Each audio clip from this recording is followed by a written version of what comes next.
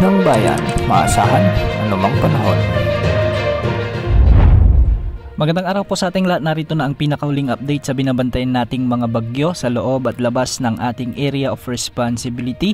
Inaasahang makakalabas na sa Luzon ang bagyong Mirasol ngayong at posibleng lumakas ito bilang tropical storm bago ito makalabas sa ating area of responsibility. Magdadala pa rin ito ng maulap na kalangitan na may mga kalat-kalat na pag-ulan sa malaking bahagi ng Luzon, lalo na sa Northern Luzon ngayong araw. Dahil dito asahan ang mga pag-ulan at pagbugso ng hangin sa Ilocos Norte, Ilocos Sur, Abra, Apayao, Kalinga at Cagayan. Pinag-iingat pa rin natin ang ating mga kababayan sa mga direktang naapektuhan ng bagyo sa banta ng mga biglaang pagbaha o pagguho ng lupa, lalo na kung may mga katamtaman at malalakas na pag-ulan. Samantala, asahan naman ang maulap na papawirin na may mga kalat-kalat na pag-ulan at pagkidlat pagkulog dulot pa rin ng bagyo sa La Union, Pangasinan at ang nalalabing bahagi ng Cordillera Administrative Region. Dahil dito posible pa rin ang banta ng mga biglang pagbaha o pagguho ng lupa, lalo na kung may mga umiiral ng katamtaman at malalakas na pag-ulan. Samantala, umiiral muli ang southwest monsoon o habagat at kung mapapansin natin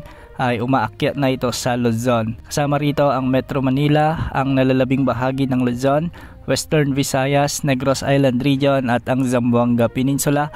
Ang mga lugar na ito ay makakaranas din ng maulap na papawirin na may mga kalat-kalat na pagulan at pagkidlat pagkulog, kaya posible ang banta ng mga biglang pagbaha o pagguho ng lupa kung may mga katamtaman at minsan ay malalakas na pagbuhos ng ulan. Para naman sa nalalabing bahagi ng Visayas at nalalabing bahagi ng Mindanao, ngayong hapon maraming lugar ang nakakaranas ng mga kalat-kalat na pagulan at dulot ito ng mga localized thunderstorms. Samantala, base naman sa latest update ng Pag-asa ukol sa bagyo sa labas ng ating area of responsibility, ito yung bagyong tatawagin natin sa local name na Nando. Ang papasok na ito sa ating area of responsibility. Papasok ito bilang isang tropical depression, ngunit bukas mabilis itong lalakas bilang tropical storm. Sa araw ng Biyernes ay inaasang lalakas na rin ito bilang severe tropical storm at bahagya itong kikilos ng pahilagang kanluran. Hindi rin inaalis ang posibilidad na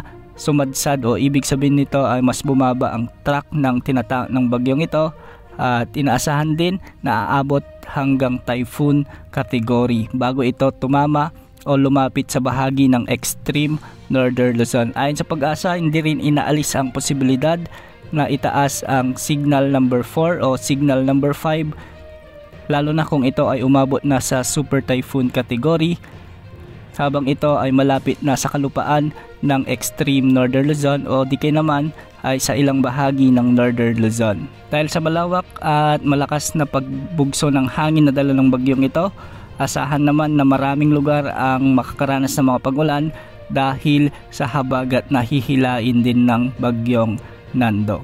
Paghandaan ang paparating na bagyong ito lalo na sa mga taga Northern Luzon dahil medyo malakas at malawak ang nagbabantang sa manang panahon na ito. Yan muna ang latest sa lagi ng panahon. Ito po ang weather update ng bayan, maasahan anumang panahon.